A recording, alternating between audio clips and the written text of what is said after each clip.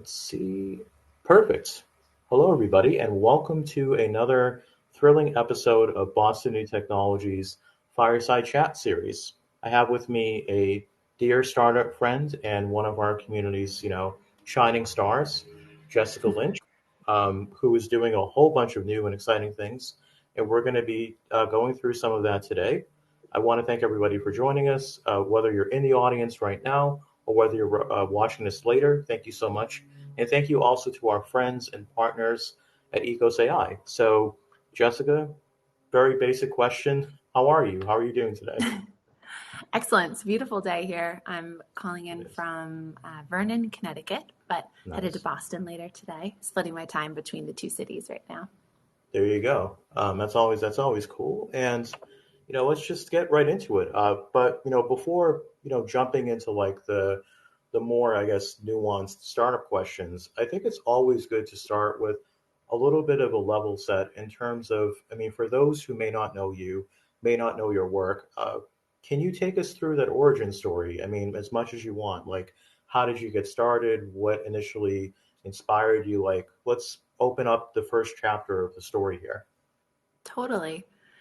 So I've always been really passionate about wellness, helping people move their lives forward, and business. I went to Babson, really Nice. entrepreneurial school, and I grew up around a family very committed to health and wellness. My brother was diagnosed with juvenile diabetes as a kid, and my mom actually wrote a book about how my family adopted to the disease and changed our lifestyle one little habit at a time. And so growing up, I really saw that you are what you eat, you are how you move, and really wanted to do something with that. But when I was graduating Babson undergrad, I didn't have the right intersection yet. So I went to PwC and I worked in forensic consulting. So it's fraud investigation, government contracting disputes, litigation, really cool stuff. It brought me all over the world. It was an amazing professional experience, but I also knew it wasn't what I wanted to do with the rest of my life. So I actually went back to Babson as a chance to pause and see if I'd find that perfect intersection. And it actually did come to me, ironically, in my entrepreneurship class. And we had to do a rocket pitch, 3 slides, 3 minutes. And I had been problem obsessed, really keeping my eyes and ears open for things that would excite me to pursue. And I had heard everyone around me in class saying, I wish I was exercising more. I wish I was eating healthier. And I wish I felt less stressed. And it just struck me like we have hundreds of thousands of apps for that. What's missing? And because I was in school and had time, I did customer discovery interviews. I did like 50 to try to understand when times people had been successful making change versus not, and learned that it was that accountability piece that really made the difference of if someone was able to change their lifestyle or not. If they had a friend checking in or a gym buddy. And so we started beta testing out of Babson's summer venture program with the concept of Wishroute, which was, what if you had a friend via texting you, checking in, seeing if you did the thing and helped you build new healthy habits that you were looking to adopt. And that Babson Summer Venture Program really helped jumpstart everything. That's where I met David Chang, who's been a wonderful advocate and mentor for me in the Boston startup ecosystem.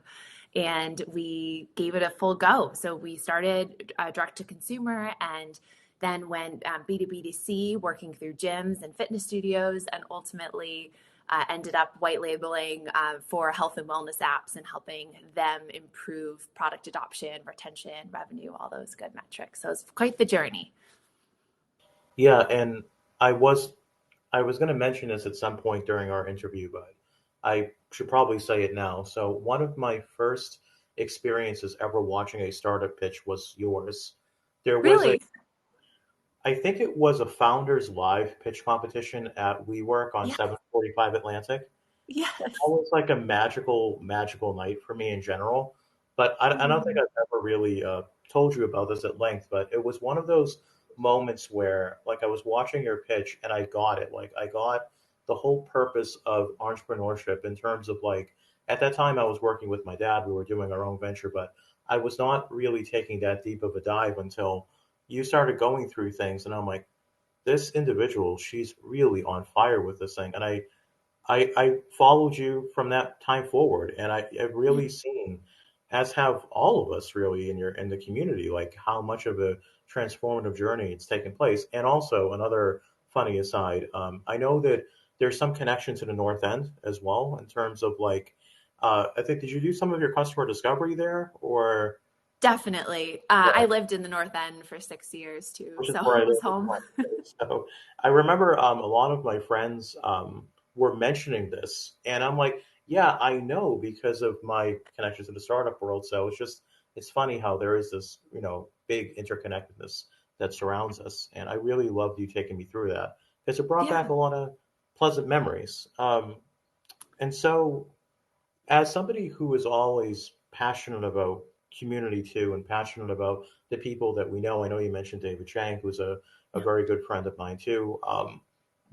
So compared to when you first started out, what changes have you seen taking place in our community? I mean, it's a busy month and it's all crazy with startup stuff, but in general, like, what's your take on how things have changed, where things seem to be going? I think there's a lot more interconnectedness, partly Yeah. because of tools like Slack that have made the startup ecosystem so tight. And I love how quickly you can tap so many different people and get input and help.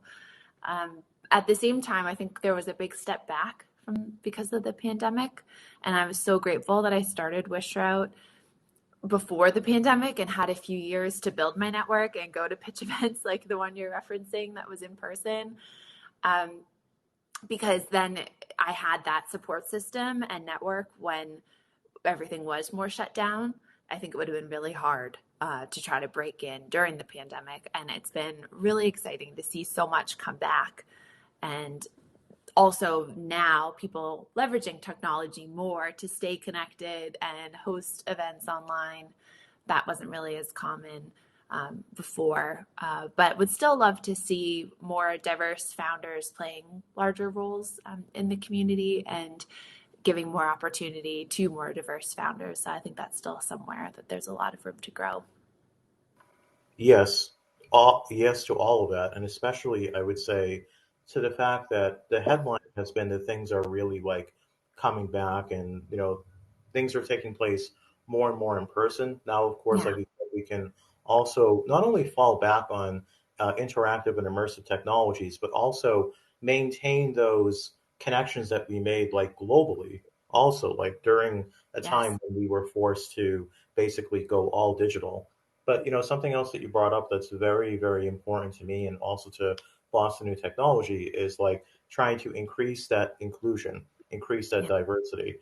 I personally feel that our ecosystem depends on it because we can have all of the talents, we can have all of the technology, but we really need to have as many people, as many seats at the table as possible. And I'm looking forward to seeing that continue to grow. Also, like I'm going to hit you with two kinds of questions here. We'll go one then the other. So, what would you say have been some of like your happiest or like your proudest moments as a founder, as somebody who builds things? Um, and how did you come to those experiences? Like, what were they a part of in terms of like if it's Wishroute, if it's something else? Yeah, well, with Wish Out, I mean, there were so many ups and downs, but Yeah. what kept me going was really seeing the impact on our end users. We were helping people feel less alone and more supported and cared for and more self-compassionate to themselves, and just seeing lives change in front of us. And in the hard, darker times of being a founder, being able to log into, we use the Front app as like a shared inbox. So I would log into Front and I'd see all these incredible stories firsthand right away of any users we were texting of how much it was impacting them. And that really kept me going. And it didn't matter the business model, we were always supporting individuals on their wellness journeys, whether it was direct to consumer or white label B2B. So that was definitely the highlight. And also during the pandemic, we were supporting frontline nurses and workers and helping them maintain their self-care, and also giving a lot new job opportunities and career transition opportunities to our Wishroute guides, who are the ones behind the scenes doing the texting. This is before ChatGPT could have helped us with that. And yeah, just giving people purpose and new opportunity. That also was really rewarding and a highlight of the journey. It, What about well, you? I was going to say it's a happy memory that we have to share in common in terms of I saw so many other startups in the community like adapting to the pandemic in a purposeful way. And I remember when Wishroute was supporting the frontline nurses and doctors because what I was doing on the like information side of things, we were getting a lot of stuff sent to us saying, oh, like, doctors are understandably burning out, nurses are burning out, EMS, people, all kinds of caregivers, all kinds of support folks. So knowing that they had something that they could fall back on. And also, that accountability buddy thing is very special to Yeah. me in general. I mean, as somebody who's, struggled with depression, as somebody who struggled with anxiety, as somebody who has always seen the need to have that support, and I know that I'm not alone. I'm comfortable Yeah. enough sharing that with you and with the general public because I know that, like, with the startup world in particular, it is kind of a silent thing still. People are still Yeah. sort of like a little bit too, I don't really want to talk about it. I'm good. I just need like another cup of coffee. And maybe having said that, because it kind of took me down a rabbit hole here, I mean, what do you think has changed in the startup community when it comes to mental health or wellness in general? Like, do you think there's some positive trends? Do you think maybe we still need to be a little bit like mindful? I guess the answer to that would probably be Yeah. yes, but just want to hear your take.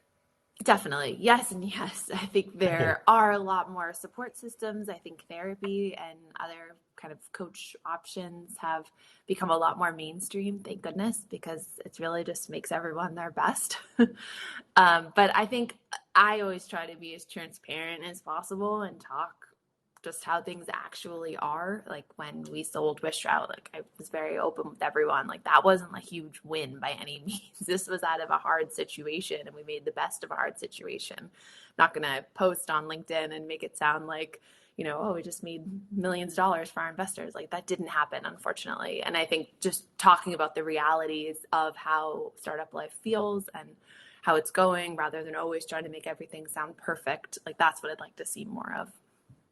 Makes Yeah, people feel less alone. absolutely. I mean, I think there's an argument to be made that there's a distinct difference between pressurization that's healthy. So, for example, like if you're using something like Rich Route and one of your friends reminds you, "Hey, remember to drink water. Remember to go for your run, go for your walk. Remember to take some time for yourself today."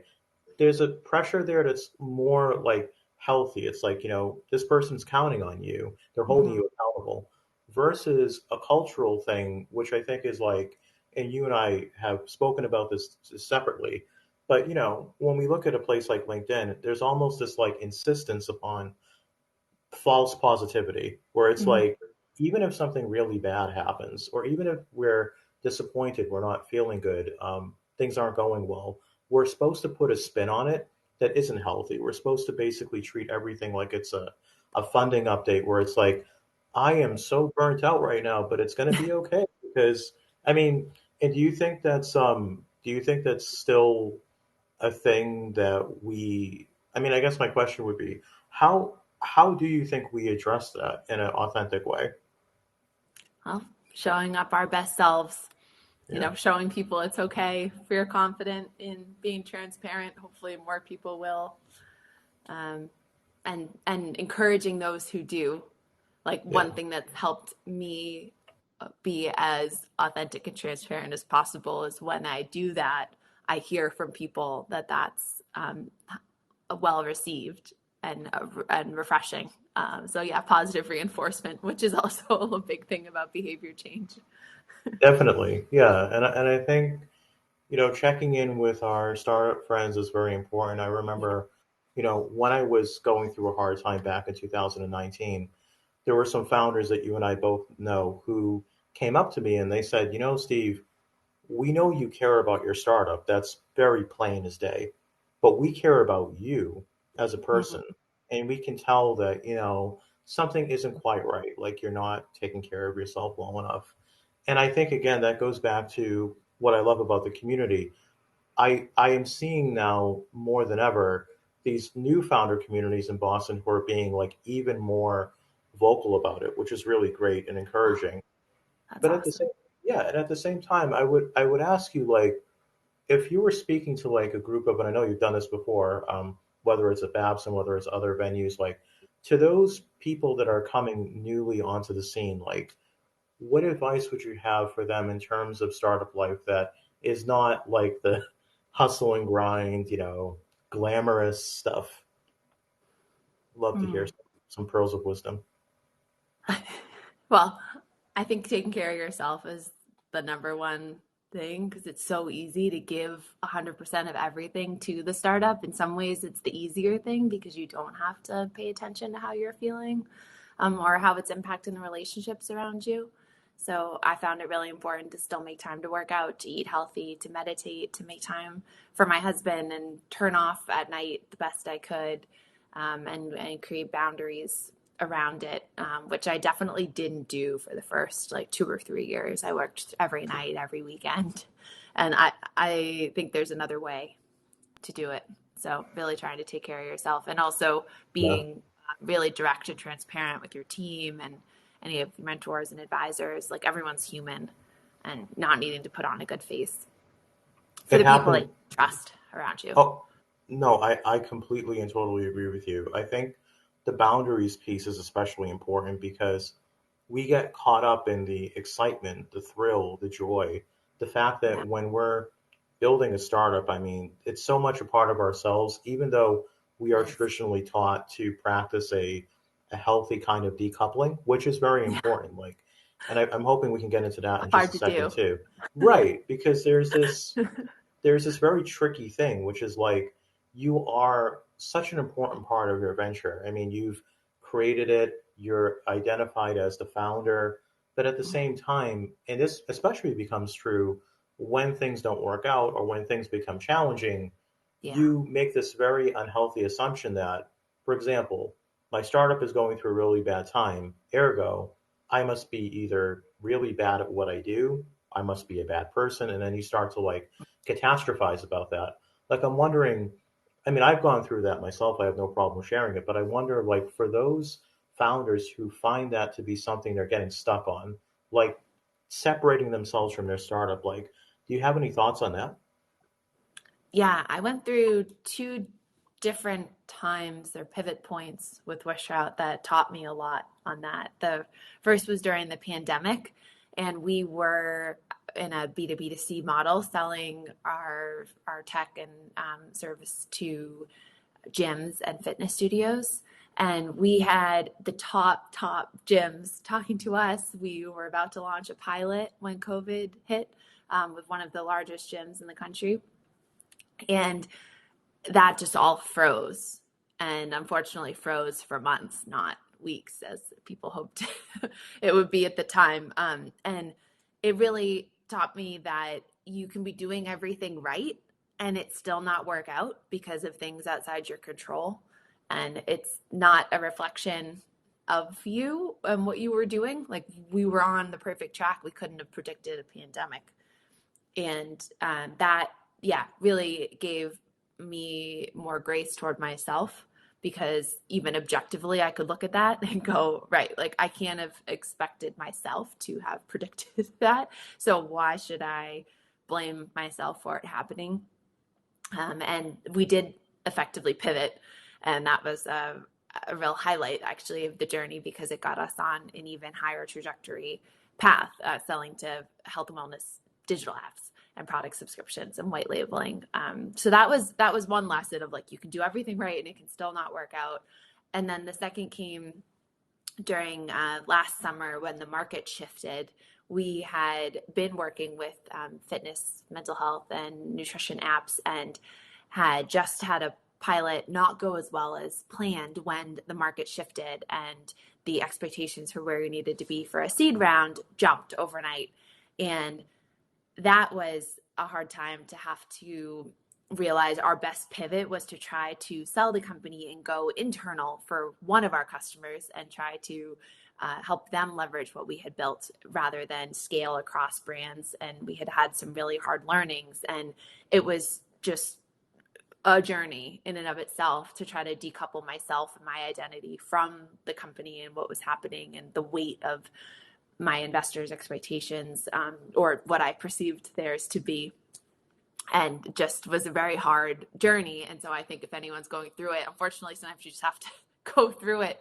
And it's just good to lean on as many people as possible. I had the most incredible investors. I would say 95% of my investors were so graceful and supportive, and cared about me as a individual and human, and just helped me see that I wasn't the startup and that I had a life beyond it. But it took a lot of people telling me that, and myself, some months and almost a year to really feel it. Yeah, no, and that was that. Thank you ever so much for sharing that. I would say, for me too, like those pivots are hard to appreciate when you're already feeling like, oh, it should have been this way, it should have been that way, and that ever that ever like problematic should, I think, is really something that comes up time and time Yeah. again. Another thing too that I'm Oh, it's interested. a tough word. It is, and I'm interested to get your take on something that you've brought up a couple of times. So, like being very disciplined and fastidious when it comes to taking the necessary time for yourself, your loved ones, when your head is filled with racing thoughts about your startup, when you've got deadlines, you've got meetings, investor updates, who knows, like things, product updates. Like, I mean, how have you been able to, over time, like manage your time and set those like healthy boundaries? Because I know it's always a battle too that we're fighting, but I would love to hear how you've been able to do it in some respects. Yeah, it's definitely a practice. I would say just like meditation, it's something that you every day try again. And I would say it was after like 2 years of running Wishroute, I realized I want to do this for the long run. If I'm going to do it for the long run, I can't give up all my nights and weekends and have no boundaries. Like it's just not feasible. And so I just kind of said to myself, I need to make this work for me. And in order for it to work for me for the long run, I need to do these things like signing off at 7 and not checking email, during dinner, and having time to walk with my husband, and go out to dinner, and then maybe check once more at night. But really signing off time. And I think it's just a practice, and you have to just keep telling yourself it's a priority and try again the next day. Yeah, I mean, it most definitely is. And something interesting that I'd like to tell you is, as somebody who's also obviously involved with events, this is something that I have to take seriously because, I mean, as somebody that focuses on community and convening, I want to make sure that we're taking care of our entrepreneurs by not overloading them with too much stuff. Mm, And I want to know right. your thoughts. I want to know your thoughts on this, but I'll make it a little bit more specific. So, for people that are like in the event planning space for startups, for people that are looking to add value for founders, whether it's through having networking nights, whether it's through doing more educational type stuff, like what can we do to better basically strike that balance between maybe not having, I don't know, 12 events happening a week, while at the same time having that like that village, like, that community presence. Like it's something that I'm having to square a lot as, the Boston New Technology and all that. We'd love to know what you think about it. Yeah. I think it's finding the underserved people too. At like of all the events that are happening, who isn't getting what they need, or what type of support isn't being provided, or guidance, or education, or network. And then I always think with any kind of networking events, like anything to do to break down the awkwardness of open floor mingling and make it easier for people to connect and meet each other. So whether it's like everyone's forced to rotate, or people are put into small breakouts, just to actually forge true relationships with new people, it's hard to do. And I think anything as an event organizer that forces that interaction in a new way and makes it less intimidating really ends up letting people step away with true relationships that can support them. I love that answer because what I want to do is basically make it more of an effortless action. Want to make it more Yeah. graceful in terms of like Yeah. having been in that position before where I was the person that would be looking down at my shoes, not knowing how to jump in. And especially if Right. you're an entrepreneur, you've got 25 cajillion other things that you're thinking about. Then you have to somehow summon up the courage with your antisocial stuff to sort of like get out there. So that's exactly Yeah. what it is that we're like trying to do. Like we're trying to figure out ways to do two things to include those who are not being included, because that is one of my highest priorities as a convener. But also, when we're doing that convening, making it as comfortable as possible. But then again, when I say comfortable, I don't necessarily mean too easy, because I think, as you know, there Right. also has to be something that makes people feel slightly challenged. That could be fun. Maybe it's something new. Maybe it's Hmm. something that hasn't been tried before. Like we're seeing this a lot with different organizations doing like, co-founder matching, for example, which Yeah. I would love to get. I know I'm like really poking at you from all kinds of different sides, but I mean, I see you Oh, as a that's all wellspring good. of wisdom. So my question on that front would be, because so many of the founders, they come to us at Boston New Technology and they're like, I really want to find a co-founder. What I try to tell them is, are you looking for a set of skills, or are you looking for somebody to join you on this journey? Because I think it is one of the most important relationships that you'll ever form, and it's also okay to never Yeah. even form it. I think that's the other side too. I Hmm. think when it comes to co-founders, is either this thing that's like, oh, you have to find one, or you find one, but just worry about what their CV looks like. So on the topic of Yeah. co-founders, like where's your take on that? Oh, I'm totally in the same boat with Yeah. you with all of those. There's good sides, there's bad sides, there's all these pressures. I felt a lot of pressure as a fairly young woman starting Yeah. a startup in Boston, not being technical, right? I had more of the business strategy background side. And I felt a lot of pressure to have a technical co founder and knew that the stats even indicated that co-founder should be male. Plus, it's hard to find a female technical co-founder these days. There's just only so many women that have gone into software engineering. Hopefully, many, many more are going into it now. So yeah, actually, I found my co-founder Chris at a networking, a matching event in Cambridge, and we also met on Angel List. So we had met two different ways, and we ended up jumping in on Wishroute together. But I probably did like 50 or 60 coffees trying to find that person. And Yeah. I felt like I had pressure at the time from like the investor community to have a technical co-founder, and that it wouldn't be sufficient. I couldn't raise money if I was outsourcing or having an employee as the technical side. So that I would do it differently next time. I wouldn't feel that pressure in the same way. But I did at the time, and I can't say I regret it though either. It's what I really, really appreciate about you is that even when something happens that's kind of wonky, you see the learning, you see the growth. I mean, I'm with you. I feel like it's curious because I know that investors are always encouraging founders to, be resourceful, for example. So Mm-hmm. having said that, I don't see the need to have somebody who's a co-founder where you can supplement those tech skills and then, demonstrate a lot of like resiliency and leadership. But another discussion for another day, perhaps. Yeah, I know we kind of touched on challenges a little bit, and you spoke about, the M&A with Wishroute. What I love that you did that you also brought up was the way that you established that narrative and really own that narrative was very important and very reassuring for me and all the other people in the community. I mean, because I think again, when we see, stuff happen to startups, again, there's almost this compulsion. It has to be presented in this way, but you were extremely like honest and authentic. So my question is, when you have startups that are going to be having to make announcements, obviously it's a very courageous decision to want to do this, want to do that. How do you prepare yourself to go out there amongst the people, be like, hey guys, this is what's happening.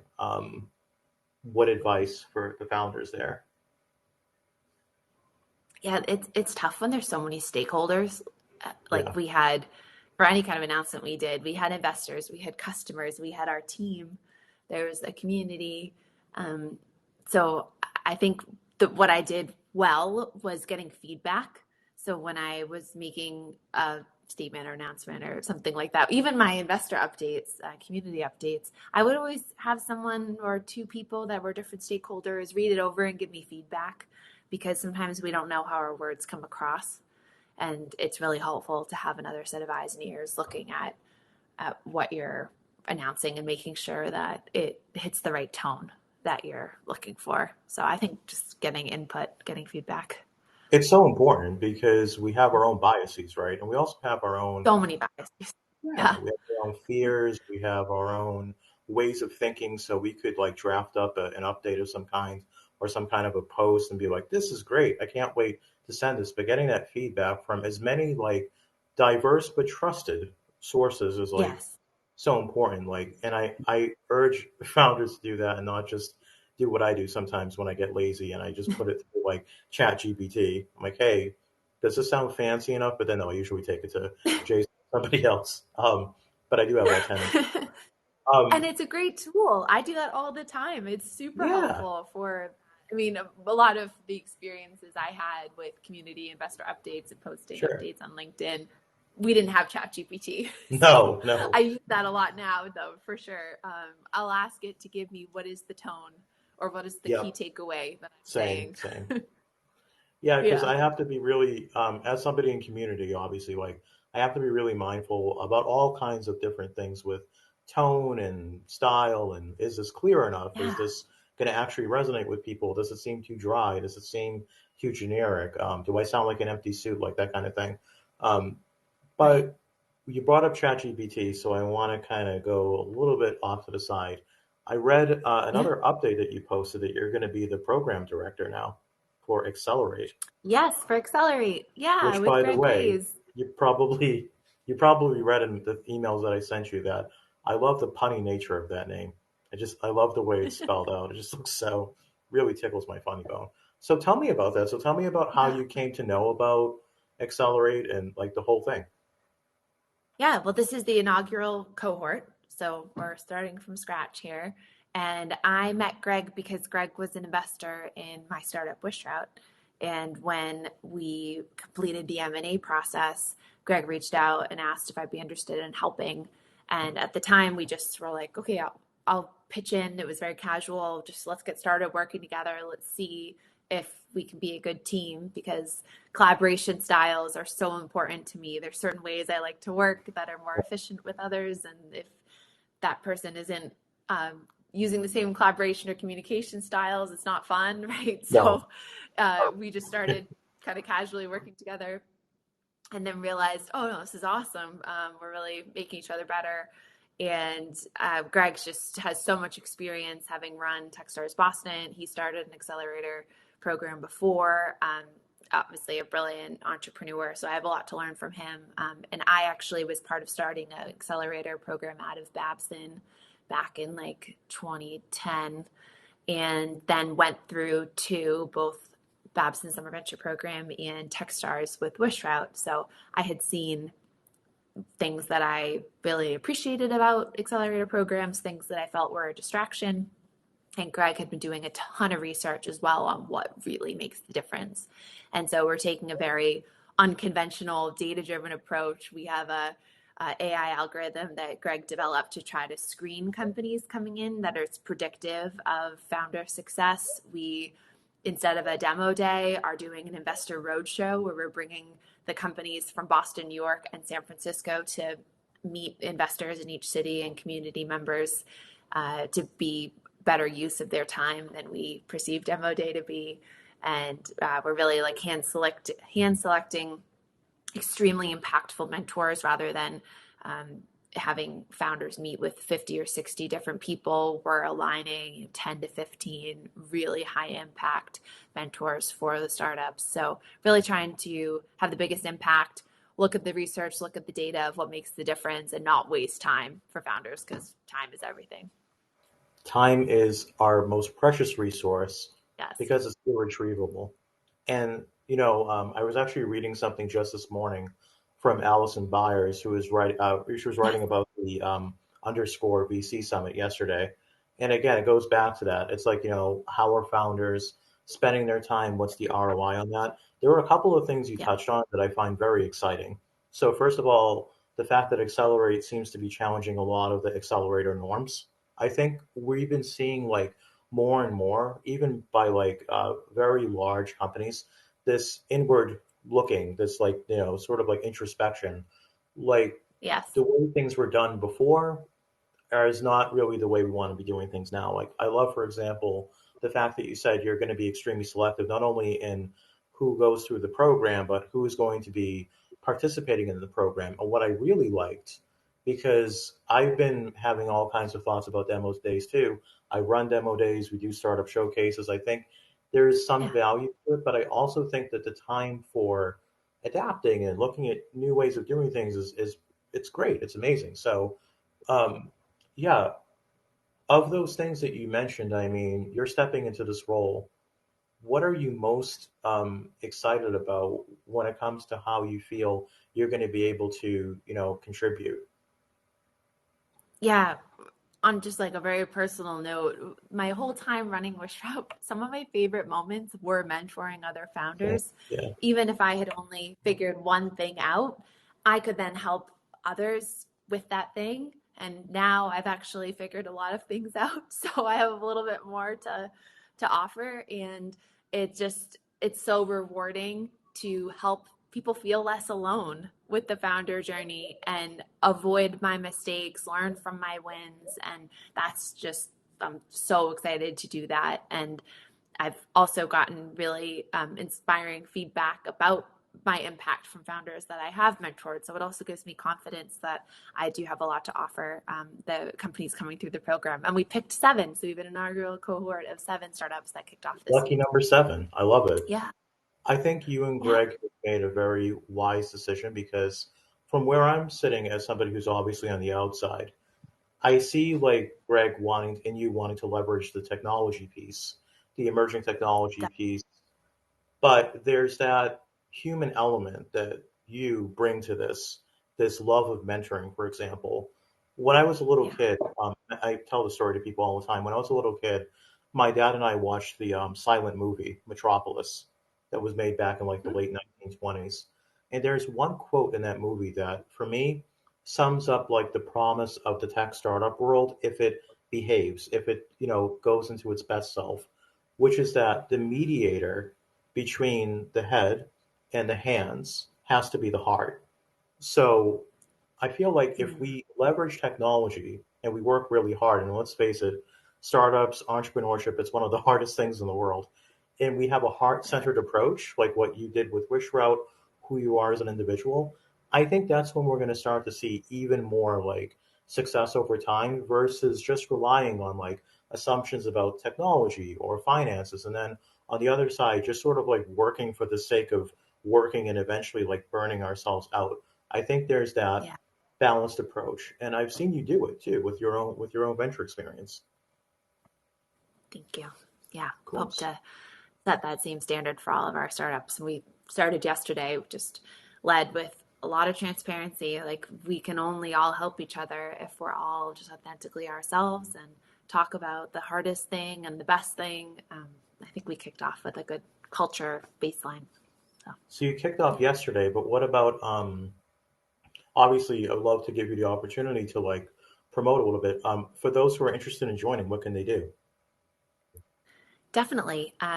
We're not actively recruiting right now for the next cohort, but they should follow Raise Capital on LinkedIn, and then we'll be announcing when we are looking for new applicants, or just reach out to Greg, Raise, or myself and start building the relationship. It really is about relationships and seeing build that trust over time. A lot of I the think startups that are participating in this program, Greg's been working with for a few months, and so yeah, builds that. back in 2018, you would have been hearing from me. I would have been sending my stuff in. That's for sure. Well, you these might have days. another one in you. You don't know. Yeah, yeah, exactly, exactly. I want to end, first of all, thank you so much for joining me today, but I want to end on another Pleasure. somewhat philosophical, aspirational note. Yeah. You, because of you, I found this quote, and I want to know what you think about it. You can close us out with this. So the quote is, "Life begins at the end of your comfort zone." Mm. What I'm wondering is, like, that quote, what does it mean to you, and how can entrepreneurs derive strength and wisdom from it? Because I feel like when I look at that, I do see that potential to like become a little bit more resilient every day and also a little bit wiser on the startup journey. Yeah. Oh gosh, we have to go through so much to earn that wisdom, but We do, we it do. does.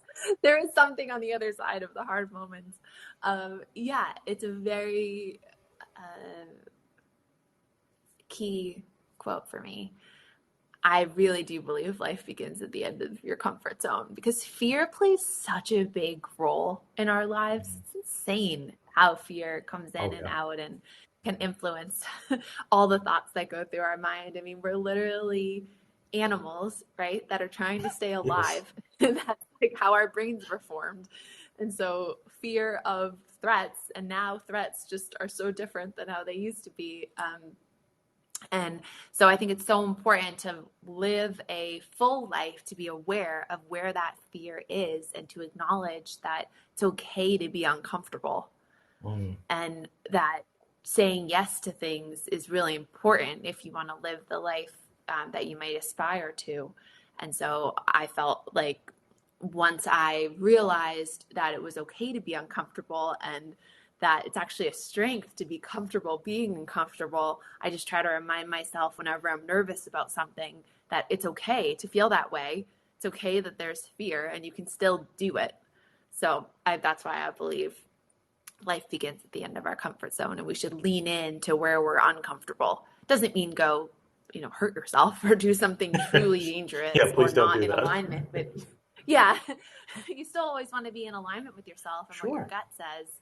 But I think fear and our kind of like inner guidance can be confused. And so, yeah, it's important to say yes to things that scare us that are in alignment with our own journey. I mean, I feel like I just got some complimentary mentorship, so this was one of the best firesides I Oh, ever Steve, convened. you're the best. This has been Well, such a so are fun you. chat. It has been. I'm gonna take us out here, everybody. Thank you again for joining us, and we'll be back for the next one.